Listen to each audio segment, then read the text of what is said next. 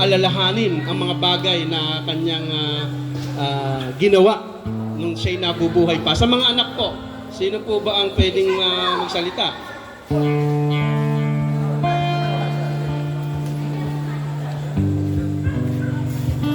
Hello po, magandang gabi po sa inyo.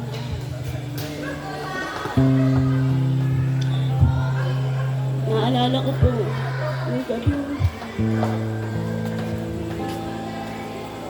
yung gabing nire-revive ang tatay ko. Dapat iniisip na niya yung sarili niya kasi gusto niya pang mabuhay.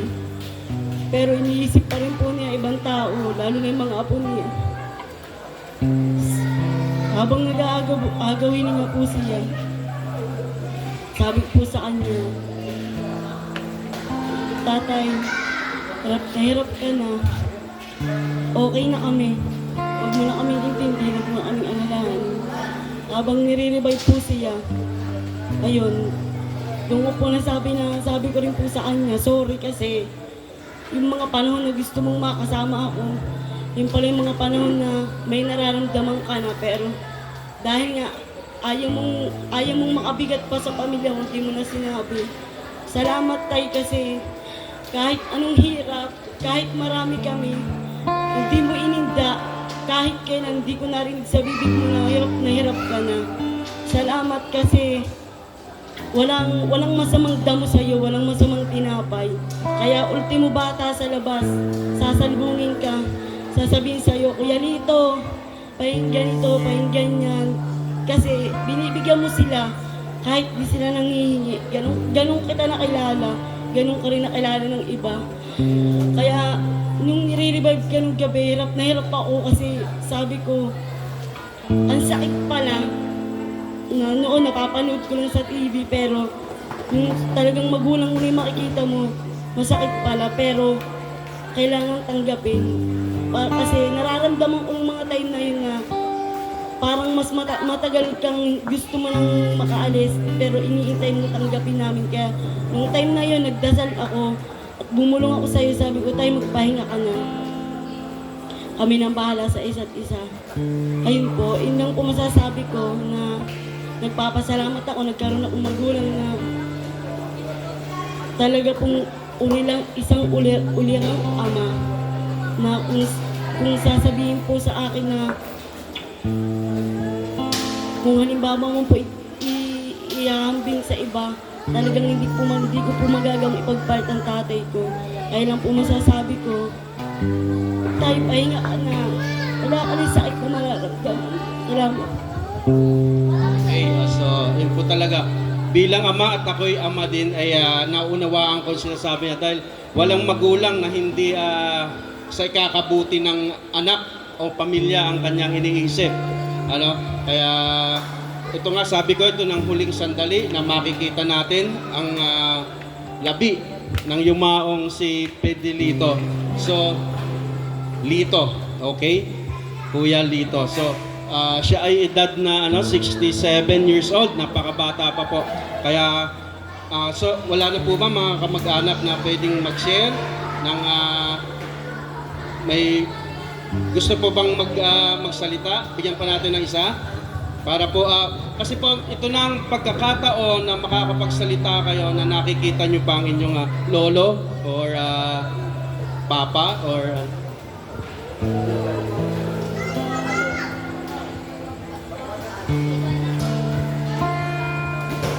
Ano po, nung kahit po pasaway na po yung mga tito ko, pinili pa rin po nila.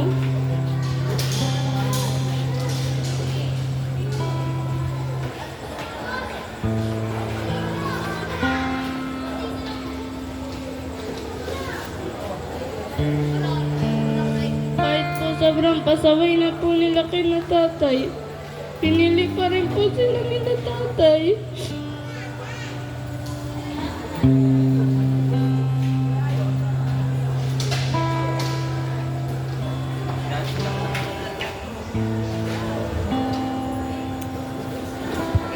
Okay? Okay, okay. Talagang hindi niya masabi. Ganun talaga bilang ama masasabi natin ang sakripisyo. Ngayon natin naaalala, ngayon natin nakikita ang sakripisyo ng isang yumao. Okay? So, tayo po ay mag-aaral ngayon ng salita ng ating Panginoon upang talagang maunawaan natin bakit ang tao ay dumaranas ng kamatayan. Okay? Isa sa masakit na nararanasan ng pamilya ang mawalan ng isang miyembro. At iyan ay napakasakit at isa sa napakahirap minsan na maintindihan. Maaring tinatanong natin, Lord, bakit? Laging natanong natin, bakit at bakit? Hindi natin maintindihan, pero subalit tandaan po natin na ang kamatayan ay hindi ito ang katapusan ng buhay. Ito ang kamatayan ay simula pa lang ng isang tunay na buhay. Amen? Kaya nga sabi po sa John chapter 11 verse 25, sinabi sa kanya ni Jesus, ako ang nagbibigay ng buhay at muling pagkabuhay. Ang sino mang sumasampalataya sa akin kahit mamatay ay muling mabubuhay. Ito po ang sinasabi natin, walang imposible sa Diyos. Pag ang tao kahit namatay muling mabubuhay. Dahil bakit? Ang Panginoong Jesus, siya ang nagbibigay ng buhay. Siya ang may kapangyarihang bumawi at siya ang nagbibigay ng buhay. Kaya ang Panginoon, sabi niya, siya ang nagbibigay ng buhay saan? Sa mga taong sumasampalataya. Kaya kailangan nating sampalatayanan ang natapos na gawa ng ating Panginoong Jesus. Dahil siya ang nagbibigay ng buhay. Dito sa mundo ay pumapanaw ang ating pisikal na katawan. Subalit ang ating espiritu, ito yung babalik sa ating Panginoon. At ngayon po, naniniwala po kami na ang katawan na ito ni Tatay Lito, iyan ay kanyang pisikal na katawan na mabubulok at babalik sa alikabok. Samantalang ang kanyang kaluluwa o kanyang espiritu ay babalik sa Diyos. Dahil po ang sinasabi, sabi sa mga ngaral, chapter 12 verse 7, alalahanin mo siya bago manumbalik sa alabok ang ating katawang lupa at ang ating hininga ay magbalik sa Diyos na may likha dito. Ibig sabihin, lahat ng tao nang namamatay, ang kanyang hininga o ang kanyang espiritu ay babalik sa Diyos. Marami lahat ng tao dito sa mundo ay may kanya-kanyang panahon. May kanya-kanyang oras. Hindi natin alam kung kailan, hindi natin alam kung paanong paraan, subalit lahat tayo ay darating sa kamatayan. Sabi po dito sa mga ngaral, chapter 3, verse 1 to 4, ang lahat sa mundong ito ay may kanya-kanyang panahon, may kanya-kanyang oras. Ang panahon ng pagsilang at panahon ng pagkamatay, ang panahon ng pagtatanim at panahon ng pagbunot ng tanim, ang panahon ng pagpatay at panahon ng pagpapagaling, ang panahon ng paggiba at panahon ng pagtatayo, ang panahon ng pagluha at panahon ng pagtawa, ang panahon ng pagluluksa at panahon ng pagdiriwang. Lahat dito sa mundong ito ay may kanya-kanyang panahon. Hindi natin alam kung kailan darating ang panahon na nakadestino sa atin. Kaya nga, ang kamatayan ay hindi pwedeng iwasan. Mahirap ka man, mayaman ka man, hahantong ka sa kamatayan. Malakas ka, mahina ka, mamamatay ka. Bata ka, matanda ka, darating yan sa kamatayan. Kaya lang ang sabi sa ating binasa, ito ay may kanya-kanyang panahon. Maaaring masabi mo, ngayong gabi kasama ko pa lang siya, ang lakas niya. Kinabukasan, wala na siya. Dahil nga may kanya-kanyang panahon. May kanya-kanya tayong oras. Maaaring ngayon malakas tayo, biglang bukas mahina na tayo o wala na ang taong iyon. Kaya ang buhay natin, dapat habang tayo ay narito sa mundong ito, binibigyan tayo ng pagkakataon na makilala natin ang Panginoong Hesus. Maraming tao ang kilala ang Diyos, kahit bata ay tanungin mo kilala ang Diyos, pero ito'y sa isip lang. Hindi nila kilala sa puso at ito ay hindi nila nararanasan. At dahil dapat makilala natin, ang tao ay dapat humahantong sa kamatayan. Sabi ko nga, kahit ikaw ang pinakamayaman sa mundong ito, daranas ka ng kamatayan. Kahit ang may sakit, o kahit ka man o magaling o malakas, daranas ka ng kamatayan. Walang makakapigil dito sapagkat itinakda ng Diyos ang lahat. Pag Diyos ang nagtakda, walang makakapigil. Dahil ang Diyos ay totoo kung magsalita. Amen? Kaya nga sabi dito sa Hebrew chapter 9 verse 27, And as it is appointed unto man once to die, but after this, the judgment. Sabi sa Tagalog, at kung paanong itinakda sa mga tao ang mamatay na minsan, at pagkatapos nito ay ang paghuhukom. Tandaan natin, after ng taong mamatay, suhusgahan ng Diyos ayon sa ginagawa natin dito sa mundo. Kaya ang mapalad tayo kung ikaw ay gising ngayon, buhay ngayon, dahil mayroon kang chance na magbalik sa ating Panginoon. Kasi minsan tayo, sa sobrang busy natin sa lahat ng bagay, nakakalimutan na natin ang Diyos. Kaya sinasabi dito, pinapaalala sa atin sa aklat ng Hebreo, ang tao ay lahat nakatakdang mamatay, pagkatapos ay ang paghuhukom. Itinakda niya ang bawat bagay sa tinatawag na pinakamaganda at tamang panahon. Maaaring sa atin ay masakit. Dumarating ang kamatayan at natatanong natin, napakasakit, bakit ngayon pa, bakit ganito, at bakit natin nangyari pa sa amin ito? Dahil nga ang Diyos ang nagtakda, hindi natin ito mawawala ng halaga dahil totoo ang nagsalita ng Diyos. Maaring ngayon malakas ka, bukas bigla ka nang mawawala.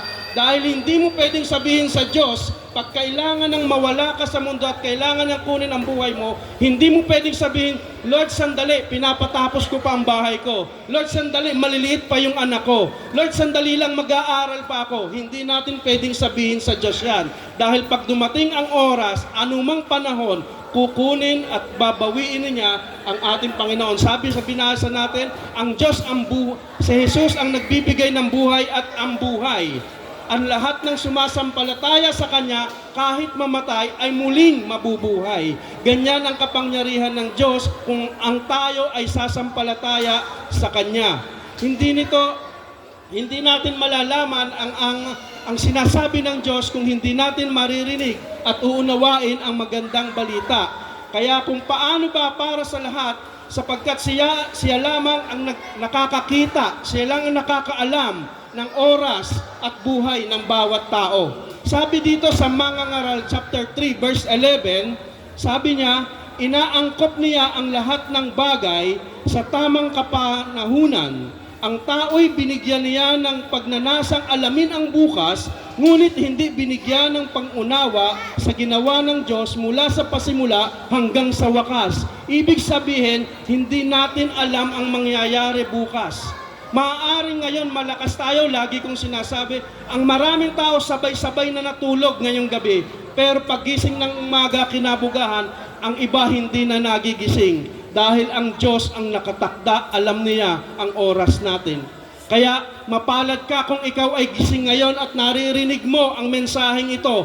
Binibigyan tayo ng pagkakataon na makilala natin ang Diyos sa ating buhay. Maaari tayong abala sa mga pinagkakaabala natin, trabaho, pag-aaral, pero wag nating kalimutan may Diyos. At sabi, after nating mamatay, huhukuman tayo. Kaya dapat mating maunawaan, mahal na mahal tayo ng Diyos. Sabi sa John 3:16, for God so loved the world that He gave His only begotten Son, that who believe in Him shall not perish but have everlasting life. Sabi dito, mahal na mahal tayo ng Diyos. Dahil ibinigay niya ang kanyang bugtong na anak, ang sino mang sumampalataya ay hindi mapapahamak, kundi magkakaroon ng buhay na walang hanggan. Ang susi ng buhay na walang hanggan ay ang pananampalataya. Maraming naniniwala pero hindi sumasampalataya.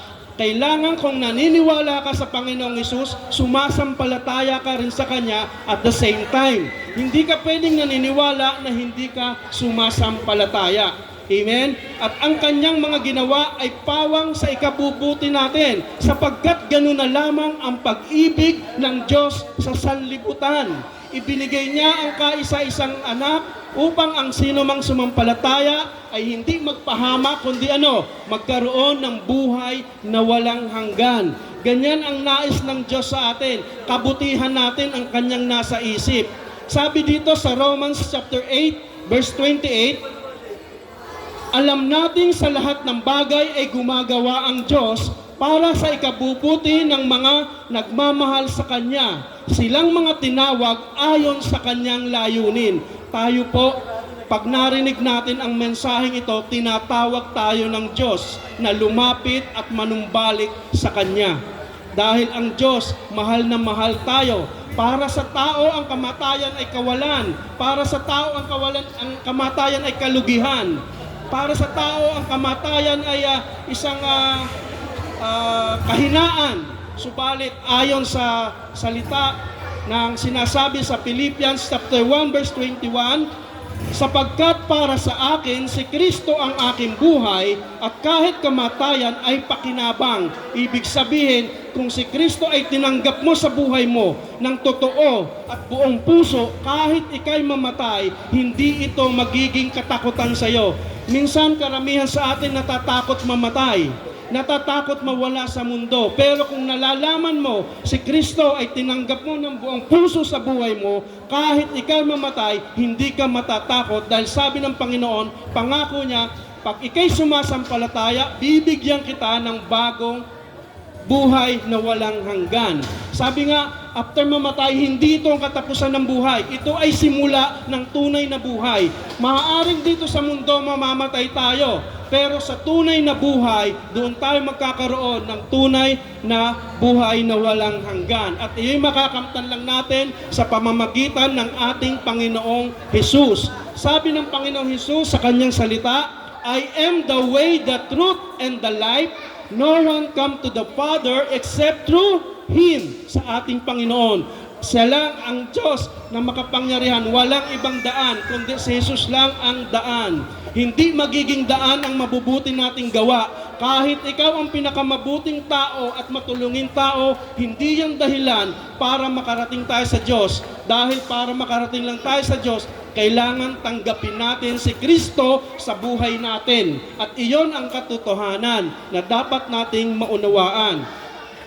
Ang nakakalungkot ay ang mawalan sa buhay, ngunit hindi tayo dapat nawawalan ng pag-asa. Katulad po ng pamilya ni Tatay Lito, isang masakit sa pamilya ang mawalan ng miyembro, lalo pat ang nawala ay ang padre de pamilya. Napakahirap at napakasakit, pero bilang isang mga mananampalataya at nakakakilala sa Panginoon at sumasampalataya, hindi tayo ang kamatayan ni Tatay Lito ay hindi kawalan ng pag-asa. Dahil dapat maunawaan natin, ang taong sumasampalataya sa Panginoong Hesus ay puno ng pag-asa. Sabi po sa Thessalonians chapter 4, verse 13 to 14, mga kapatid, nais naming malaman ninyo ang katotohanan tungkol sa mga namatay na upang hindi kayo magdalamhati tulad ng mga taong walang pag-asa. Okay? Bakit daw? Anong sagot? Dahil naniniwala tayong sa Jesus ay namatay at muling nabuhay, naniniwala din tayong bubuhayin ng Diyos ang lahat ng namatay na sumampalataya kay Jesus upang isama sa Kanya. Lahat ng namatay ay may pag-asang mabuhay kung ikay sumasampalataya sa Panginoon upang sa Kanyang muling pagkabuhay ay makasama natin ang ating Panginoong Hesus ng habang buhay. Iyon ang tatawag na buhay na walang hanggan. Kaya nga, kung saan natin ang kapiling ang Diyos, ang sabi ng Biblia, saan ba natin makakapiling ang Diyos? Sabi dito sa pahayag, Revelation chapter 21, verse 3 to 4, narinig ko ang isang malakas na tinig mula sa trono, tingnan ninyo ang tahanan ng Diyos at ay nasa piling na ng mga tao. Maninirahan siyang kasama nila at siya'y magiging bayan niya. Makakapiling nilang palagi ang Diyos at siya ay magiging Diyos nila. Ito po ang hinihintay ng mga mananampalataya, ang makapiling ang Diyos ng walang hanggan. Ito ay pangako ng Diyos. Sabi sa 4, papahiran niya ang bawat luha sa kanilang mata. Wala ng kamatayan, wala ng dalamhati, pagtitiis at paghihirap, sapagkat lumipas na ang lahat ng ang dating mga bagay. Ito po ang katiyakan ng taong sumampalataya at naniwala kay Kristo. Wala ng kamatayan. Ito na yung buhay na walang hanggan. Wala dito ang buhay na walang hanggan. Ang buhay na walang hanggan ay makikita mo sa ating Panginoong Hesus lamang kung isa ay tatanggapin natin ng buong puso. Kaya nga minsan, habang buhay pa ang tao, ipakita na natin ang pagmamahal. Ipakita na natin ang tunay na pag-ibig. Ipakita na natin na mahalaga ang tao ngayon sa buhay natin. Dahil ang tao pag namatay, hindi na niya maririnig. Kahit tayo mag-sorry, kahit tayo umiyak, hindi na maririnig ng taong patay. Wala na siyang marinig. Kaya habang buhay ang tao, ipakita natin ang tunay na pag-ibig. Dahil ang pag-ibig, iyan ang nais ng Diyos sa atin. Kung paano tayo minahal ng Diyos, ipakita natin ito sa buhay, hindi sa patay. Kahit dalawin natin sa puntot, araw-araw, minu-minuto, hindi na niya alam na dinadalaw siya. Dahil siya'y patay na. Kaya nga, ang sabi ng Panginoon, habang nabubuhay, ipakita natin, ipadama natin ang pag-ibig sa pag-aaruga ng isang tunay na pamilya sa Kanya. Kaya nga, ang kabutihan ay bigyan ng halaga. Sabi, susuklian ng Diyos ang pag-ibig na ibinibigay natin. Dahil ang Diyos ay mabuti, hindi siya nagbibigay ng kahirapan, kundi kabutihan. Tatanggapin lang natin ang lahat ng biyaya na natatanggap natin. Tandaan natin, sabi ng Diyos sa atin sa pag namatay ang tao, kung bakit kailangan natin ipakita, dahil ang tao pag namatay, hindi na siya makakabalik sa mundo. Wala na siyang access dito sa mundong ito pag namatay ang isang tao. Sabi sa aklat ng Job, chapter 7, verse 9, tulad ng ulap na napadpad at naglalaho, kapag namatay ang tao, di na siya makakabalik sa mundo. Tandaan natin, ang tao pag namatay, hindi na siya makakabalik dito. Sabi rin sa kanina, binasa natin sa aklat ng Hebreo, ang tao minsan lang mamatay pagkatapos ay ang paghuhukom. Ang tao pag namatay, may dalawang patutunguhan. Sabi ng iba, pag namatay, sa langit. Ang isa saan? Sa impyerno. Ang impyerno, hindi yan dinisign ng Diyos para sa mga tao. Dahil mahal ng Diyos ang tao, ayaw niya ng may tao na mapupunta sa impyerno. Pero bakit ang nakalulungkot na balita, bakit may taong napupunta sa impyerno? Ang sabi niya, ang tao kahit ikaw ang pinakamakasalanan, hindi yan dahilan para mapunta ka sa impyerno. Sino ba ang napupunta sa impyerno? Pag tinanggihan mo ang magandang balita ni Kristo, ang ipinamamalita ni Kristo, ang magandang balita, siya'y namatay, inilibing at muling nabuhay, pag ito'y tinanggihan mo at hindi mo pinaniwalaan, ikaw ang pumili mismo ng direksyon ng buhay natin. Okay? Kaya nga, ang mga handog at mga pag-aalay ay hindi na yan mararamdaman ng tao. Kaya nga sabi dito, pasalamatan natin. Kahit tayo mag-iiyak, kahit tayo mamaktol, hindi na yan maririnig ng isang patay. Dahil ang patay ay patay. Wala na siyang kayang gawin. Dahil siya ay patay. Sabi dito sa Mangangaral chapter 9, verse 5 to 6, alam ng buhay na siya'y mamamatay. Ngunit ang patay ay walang anumang nalalaman. Wala na siyang pag-asa at nakakalimutan ng lubusan. Iyan po ang nangyayari kadalasan. Ang isang tao pag namatay ay minsan ay nakakalimutan na. Hindi na nagiging priority ng pamilya. At iyon po ang nakakalungkot na katotohanan. Kaya nga sabi ko kanina, habang tayo nabubuhay, ipadama natin ang pag-ibig sa ating kapwa.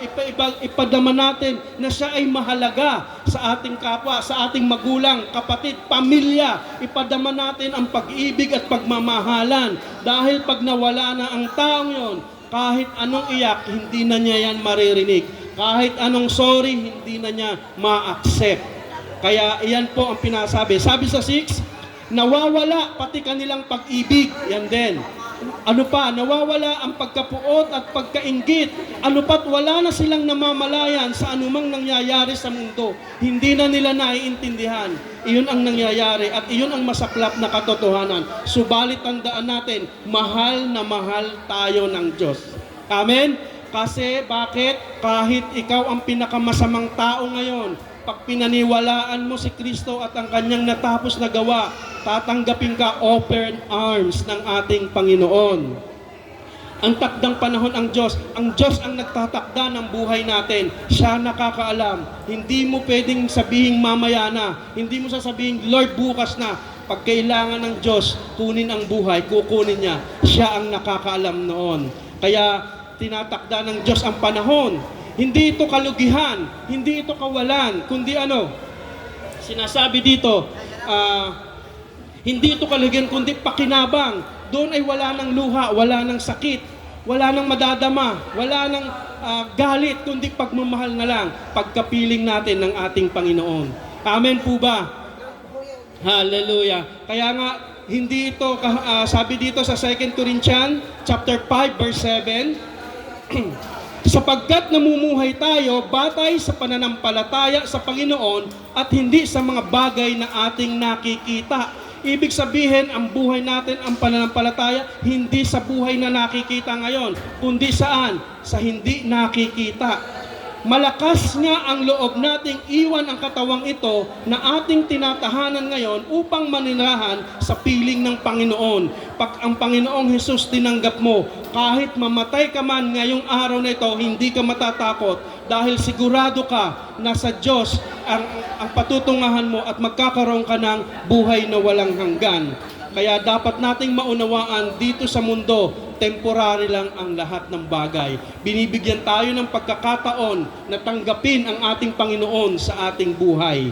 Kaya nga, sabi dito, malakas ang kanilang loob na iwanan ng mundo. Hindi sila natatakot mamatay dahil alam niya kung saan ang kanilang patutunguhan. Iyang lakas ng loob yan ay galing sa pananampalataya sa ating Panginoon. Ngayon, sabi dito, tayo ba ay mga kaibigang nakakasiguro na? Nakakasiguro na ba tayo ngayon ng ating patutunguhan? Kung hindi mo pa alam at hindi ka nakakasiguro, ngayon na ang panahon at panawagan ng Diyos upang tanggapin siya. Bigyan tayo ng pagkakataon na hanapin siya at tanggapin siya sa ating puso. Sabi sa 2 Corinthians chapter 6 verse 2, sapagkat sinabi niya, sa kaukulang panahon ay pinakinggan kita. Sa araw ng pagliligtas, sinaklolohan kita. Ngayon na ang panahong nararapat, ito na ang araw ng pagliligtas. Kaya pag narinig natin ang salita ng Diyos, ngayon mismo, inililigtas niya na tayo. At tanggapin natin ito bilang lakas natin sa ating buhay. Binibigyan tayo ng pagkakataon, binibigyan tayo ng chance na tanggapin sa ating buhay ang ating Panginoon. Ang kaligtasan ay regalo, wala itong bayad. Tinatanggapin na lang natin. Hindi ito pinagpapaguran, hindi pinaghihirapan, tinatanggap ang regalo na yan ng kaligtasan, ang kamatayan ng ating Panginoong Hesus sa krus ng Kalbaryo. Siya'y namatay, inilibing at muling nabuhay, na dapat tayo ang mapapako sa krus. Sa Panginoong Hesus ang napako para sa atin. Iniligtas niya tayo dahil sa kanyang sugat, tayo gumaling, dahil sa kanyang dugo, tayo ay napatawad. At iyon ay dapat nating gagawin, tatanggapin lang natin. Dahil ito'y regalo. Kaya ngayon, mga kapatid, ano ba ang desisyon nyo ngayon? Ngayong araw na ito, alalahanin natin lagi ang Diyos. Sabi natin, lagi nating alalahanin ang Diyos. Huwag nating kalimutan anumang busy natin, anumang pagkaabalahan natin, trabaho man, pag-aaral man, o anong negosyo man, huwag nating kakalimutan ang Diyos. Sabi dito sa Mangangaral chapter 12 verse 1 to 3, alalahanin mo ang iyong manlilikha sa panahon ng iyong kabataan bago dumating ang mga araw at taon na puno ng kaguluhan, panahong hindi mo na madama ang tamis na mabuhay. Alalahanin mo ang Diyos bago magkubli ang sikat ng araw, bago magdilim ang buwan at mga bituin, bago ka matabunan ng makapal at madalim na ulap. Alalahanin mo siya bago humina ang iyong katawan, bago manghina ang iyong mga bisig, bago mawala ng lakas ang iyong mga tuhod. Alalahanin mo siya bago mabungi ang iyong mga ngipin at bago lumabo ang iyong mga mata. Alalahanin mo siya bago manumbalik sa alabok ang ating katawang lupa at ang hininga ay magbalik sa Diyos. Amen. Dapat ngayon binibigyan tayo ng pagkakataon ng Diyos na alalahanin natin siya bago dumating ang panahon na tayo mahina na. Kailan pa natin siya alalahanin kung tayo ba ay mahina na? Kaya mga kapatid, ang magandang balita na ibinigay sa atin ng Panginoon, tanggapin natin siya sa buhay. Bigyan natin ng pagkakataon ang puso natin na bigyan ng oras ang Diyos sa buhay natin. Huwag tayong maging abala sa lahat ng bagay. Huwag tayong maging abala sa ating trabaho. Ang trabaho ay ibinigay ng Diyos sa atin, pero hindi yan dapat. Ang ma-priority pa rin natin ay ang nagbibigay ng blessing sa atin. Amen. Kaya mga kapatid, sa gabing ito, hayaan natin na bigyan natin ng puwang ang ating Panginoon sa ating puso. Ang ating kapatid na si Lito, Tatay Lito, sabi nga kanina, ang kanyang hininga ay bumalik na sa ating Panginoong Hesus. At ang kanyang katawan ay babalik sa alabok. At hindi na natin siya muling masisilayan. Kaya ngayong gabing ito, tayo po ay manalangin. Bigyan natin ang mga tao na nakarinig ng magandang balita at gustong tanggapin ang Panginoon bilang tagapagligtas. Ito na po ang tamang pagkakataon na makilala natin ang Diyos. Makamit natin ang kaligtasan dahil ang kaligtasan ay makakamit lamang natin kung tayo ay mananampalataya sa ating Panginoong Hesus. Ama naming banal, Ama naming makapangyarihan sa lahat, maraming salamat po sa mensahe mo ngayong gabing ito, Panginoon, na tunay nga po na ang magandang balita, ikay namatay, inilibing at muling nabuhay para sa aming kaligtasan, Panginoon. At ang aming kamatayan, Panginoon, ay hindi ito ang katapusan, ngunit ito ang simula ng tunay na buhay, Panginoon. Salamat po, Panginoon, sa mga tao na nakarinig nito, sa mga tao na gustong tanggapin ka sa kanyang puso. Ito na po ang pagkakataon. Tanggapin nyo, sambitin nyo sa inyong bibig na tinatanggap mo siya, ang ating Panginoon sa inyong puso. Papasukin nyo ang Panginoon sa inyong puso at makakamtanin nyo ang tunay na kaligtasan. Kahit anuman ang mangyari sa buhay ninyo, magkakaroon kayo ng kapayapaan dahil ang Diyos natin ay makapangyarihan. Ama, salamat po sa mga nakarinig ng balita. Salamat po sa mga tumanggap at sumampalataya sa iyo, Panginoon, na tanggap na nila ngayong gabi ang buhay na walang hanggan. At ngayon po, Panginoon, ipinapanalangin namin ang pamilya ng naiwan ni Tatay Lito, Panginoon. Sila ay nagdadalamhati ngayon. Sila ay nasasaktan ngayon dahil sa pagkamatay ng kanilang padre de pamilya. Pero Panginoon, pinapanalangin po namin ang kapayapaan ng bawat pamilya, na bigyan mo sila ng kagalakan ng nagagaling sa iyo, Panginoon, upang mapagtagumpayan nila ang kanilang nararamdaman na kahinaan dahil sa pagkawala ng Tatay Lito, Panginoon. Lord, pinapanalangin namin, Panginoon, sa iyo na kung anuman ang pangangailangan nila, ang provision sa lahat ng kanilang pangangailangan, gastusin, Panginoon, ikaw po ang magpo-provide sa kanila. Lord, iniiwan